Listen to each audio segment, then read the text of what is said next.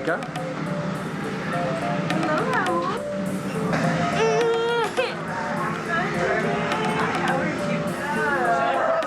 Cousins.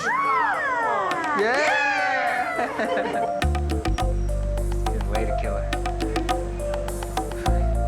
Hope he can teach me some stuff.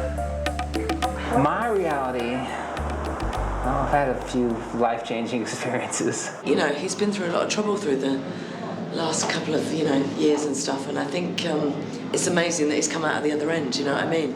Instead of like dealing with 15 DJs, dealing with 5. Simple. Donnie is living in Ohio with his baby and his baby's mama. And as far as I know, he's still doing parties in New Orleans. Pick something out.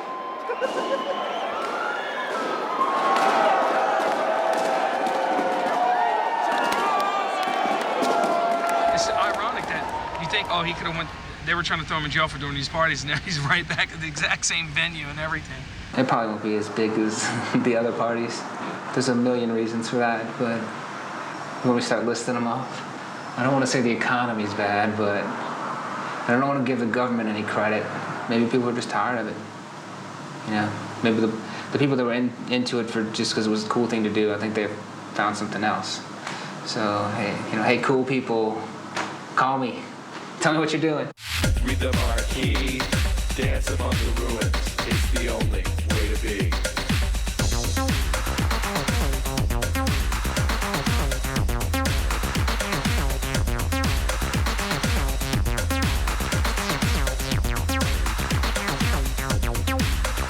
I never thought that I would live to see the day where having a good time on a Saturday night was a potential crime. And now it is.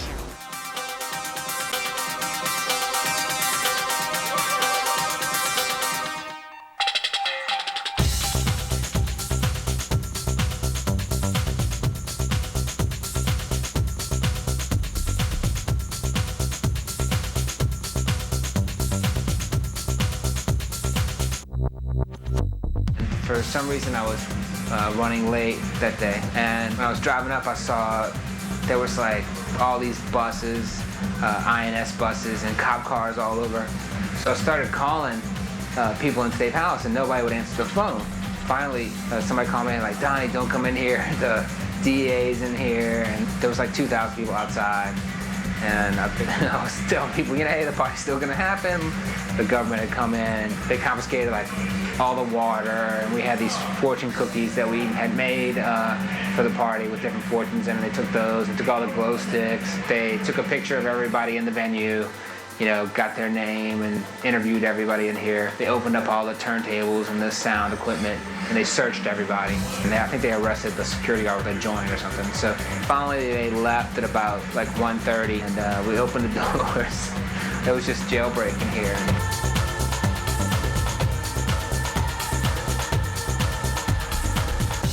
This ecstasy drug, it may have started with the club rave scene, but now it's become more mainstream than anything, so it's kind of hard to just target, market, and witch hunt one area.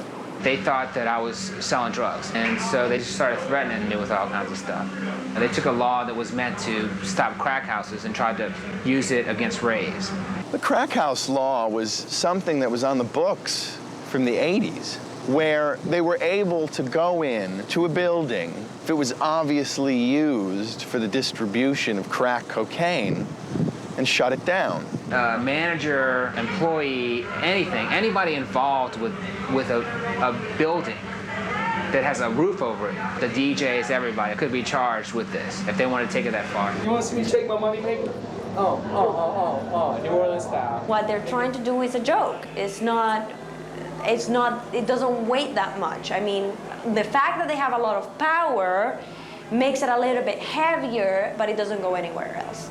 The RAVE Act, reducing America's vulnerability to ecstasy. Lovely. I don't know what gray-haired Republican bastard came up with that. Ecstasy has been a drug that has been used by many of our patients, unfortunately, and many of them that have gotten into serious accidents, not so much maybe from the pharmacology of ecstasy, that's dangerous enough, but from the misbehavior or strange behaviors that it puts them through. It allows the person to be hyperactive, hypermetabolic. Many have been out on median strips in the aftermath of taking the substance and dancing fearlessly between cars. What they do is they just lie. They were saying that, you know, there was like 400 overdoses over a 5-year period or something. I mean, they just basically make up these statistics. They just put them out there, you know, to the newspaper. They don't have to prove them at all. 4 years ago, the weekend halls would be lined up if there were a rave at the Palace. So you're getting an overdose related to this party, let me see your numbers. You're saying this is related to this, I want to see your numbers. And that's never been investigated, that's never been done. Yeah, I think you should ask the emergency man in the course of a week how many people come in from crack cocaine overdoses, gunshots, and alcohol poisoning. In a city like New Orleans, where alcohol is considered, you know, like water, I wouldn't be a bit surprised if there were more people that died from alcohol abuse here. To me, it's very typical America. This is a sensationalistic society based on sensationalism, based on Hollywood, based on you know, the newscast saying rave busted or something like this. It's a witch hunt. It's a shame that he had to be the scapegoat for all this. Sometimes he would get so down that I would be like, oh shit, you know, this might get, you know, serious. I got a lawyer, and he was like, oh, you know, basically you don't want to deal with this, you don't want to take the chance in 20 years. And what they were doing was they were offering a year. My lawyer was showing me what jail I'd be staying in. One of the big things was that you can't tell anybody anything. You know, and plus, for all I knew, they had my phones tapped for like 8 months. And to talk, we'd have to go outside, like in the pool, and go, I mean, that's how scary it was. My mom thought she was being followed. I mean, it's crazy what they do to your life. I don't want kids doing drugs any more than any mother wants any child doing drugs. Some kids will be doing drugs no matter what, sadly. I don't think that's what these parties are about. They're mainly about kids having fun and dancing. The government is upset because they can't put their finger on it. They have no control over it. They don't understand it. They don't like to see thousands of people having a good time, especially when they don't know why. Eventually, it came out in the national news, the big splash, and that's when the ACLU contacted me, and MDEF was formed, and there was like a big support system all of a sudden. You know, there was just so much that we wanted to do for him, not just myself, but pretty much everybody who knew him and people that didn't even know him that wanted to make sure that this was done responsibly. And you know, because if Donnie went down and he ended up serving time, then this is what would happen to everybody else. And none of us wanted that. That I'm like, look, I'm not gonna take the deal. Y'all can arrest me on TV, do whatever you want. You know, screw you. Do it, do it. It was just more of the same. Didn't have anything on me, nothing. They fought 8 months and they had jack shit. Why spend all of this money and all this energy and all of this manpower trying to shut down one guy who's a party promoter in Louisiana? I mean, there are much more serious societal ills that are going on right now. I would never want to be a teenager right now in America. This place is a mess. I work in the schools, and I think that it's easier to have a war on drugs than it is to have a war on poverty or education. I understand they were trying to do their job, and I'm just trying to do my job and put on shows that they liked. A corny whole belief is that I believe that music is the great universal healer. You know, if people just listened to music and stopped money, politics, bollocks, you know what I mean? It's like war, all that kind of thing. We would just have a really great place. It happens all around the world where these parties go off successfully. And I think it's a combination in between the responsibilities of the people that are at the party and the responsibilities of the authorities to make sure this happens and goes over well, rather than being treated like an outlaw event, because they're not outlaw events anymore. They're done properly. These people, these promoters, they have permits, they have licensing, and You know, there's only so much someone can do. When Rise was being filmed, it was something that was contemporary. It was something that was happening in this country. Now it's historical. The scene is not only bad for him. The scene is bad for everybody, anybody, Puerto Rico, San Francisco, LA. I mean, everybody. The scene has suffered. My first party had 50 people at it, so I'll vow to do it until there's still 50 people coming. If it goes under that, then, you know, I'll go out. She always tells me, just keep on doing raves. That's all I want you to do.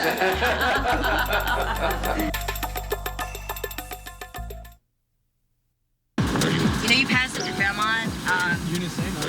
Well, I told you it's across from State Palace. You go to raves, you know where the State Palace is. You didn't say it was across from State Palace. All right, well, it's across from State Palace. So we'll have to turn around. But it gives people rides and tries to kill them on the way. Yeah, we know what you do. Where are the police when you need them? Pick up those railings. Oh, God. Oh, don't hit the cab. Yeah, we're close, too. Calm down. I'm in control of this vehicle. Sure you are. You don't want to hop out here? This is beautiful. No problem. We will be all Where right. are the street cleaners?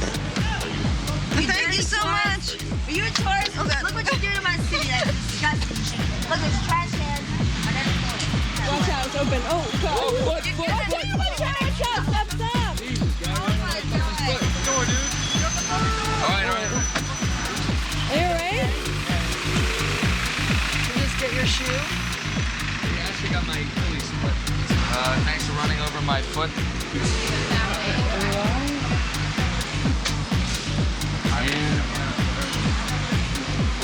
Not for getting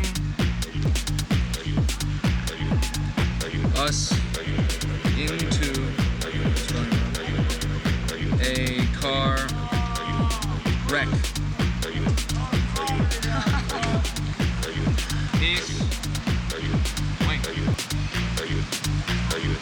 I should put like on there, like drive home safe. Was there anything you want to tell me about yourself? Like maybe something you dream about? Something I dream about? Something you dream about? I dream about men that are 37 that watch cartoons and drive semis and have this really great cushion in the back and don't molest young boys. They just hug them and squeeze them and call them George.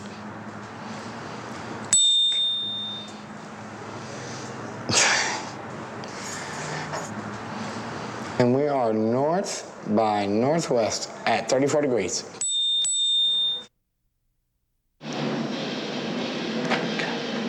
What keeps you up at night? Sports Center. Trying to get me again. Big fat lines of cocaine.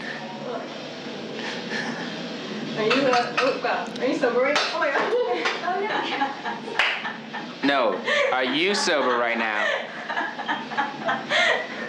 Let's turn it around. Don't ask me what I'm on. What are you on? I'm not on anything, man. I'm so straight. That's so good. It's just like the way this whole year's been going.